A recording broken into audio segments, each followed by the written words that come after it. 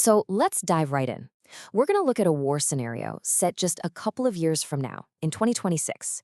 And the reason this is so important is it shows how a conflict that starts in one corner of the world absolutely does not stay there. We're going to break down how a single event can set off these massive global shockwaves that affect everything, from what you pay for gas to the security of the entire world. So that's the big question, right? How does that happen? It's all about what we're calling the ripple effect. You toss one stone in the water and the ripples just keep spreading outwards, getting bigger and bigger. We're going to trace those ripples, starting with a single stone that gets thrown into the water. Every huge conflict has that one moment, that flashpoint where things just explode. And for this war, that moment was incredibly specific and dangerously volatile. Okay, so take a look at this timeline. February 28th, 2026.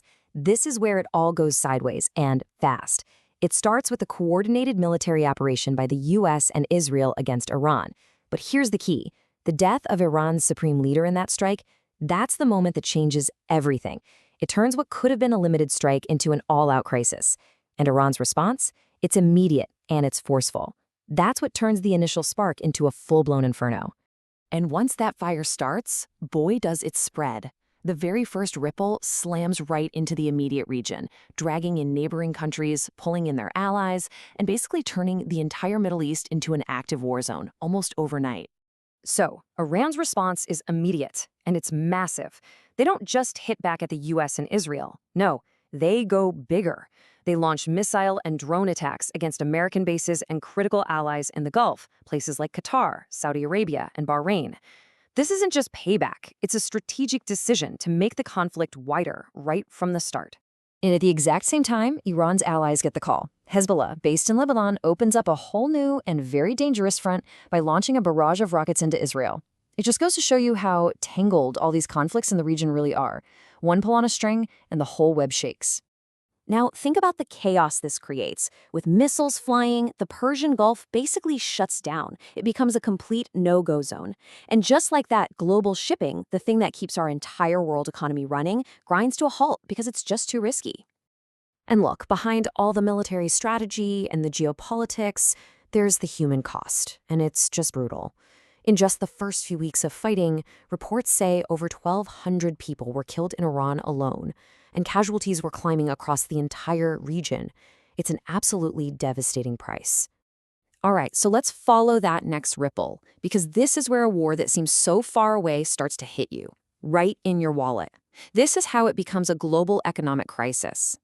To really get why this is such a big deal economically, you have to know about this one spot on the map, the Strait of Hormuz. Seriously, think of it like a tiny bottleneck for the world's entire energy supply. It's called a choke point for a reason. If it gets clogged, the whole system backs up. And this one, well, this one is the most important one on the planet. And here's the number that says it all, a full 20%. Yeah, 1/5 of the entire planet's oil supply has to squeeze through that one narrow passage every single day. So when that route is disrupted, well, the entire world feels it, instantly. And boom, this is what happens almost overnight. Oil prices don't just creep up, they absolutely explode. We're talking a jump from around $85 a barrel to well over $100 in just a matter of days. And that, of course, means you're paying way, way more at the pump. But listen, this goes way beyond just gas prices. The disruption just shatters global supply chains. We're talking about the computer chips in our phones and cars, life-saving medicines, even the fertilizers used to grow our food. Suddenly, all of these essential things become way more expensive and a lot harder to find. Okay, so we've got the military ripple and the economic one. Now let's talk about the third ripple, the geopolitical power game. Because a crisis this big doesn't just cost money, it completely reshuffles the deck of who's on top in the world. It creates a new set of winners and losers. Back in Washington, President Trump's decision set off a huge political firestorm. On one side, you had critics arguing this was a reckless, provocative move, that it interfered in another country's business and risked dragging everyone into a much, much bigger war. But on the other side, his supporters were saying, look, this was absolutely necessary. They saw it as decisive action, maybe the only action, to stop Iran's nuclear program and protect American interests and allies.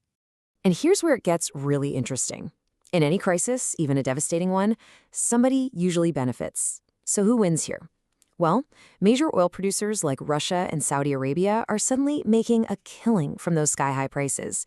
The arms industry? Business is booming. And then you have a major power like China, which sees a golden opportunity to step onto the world stage and position itself as a diplomatic peacemaker.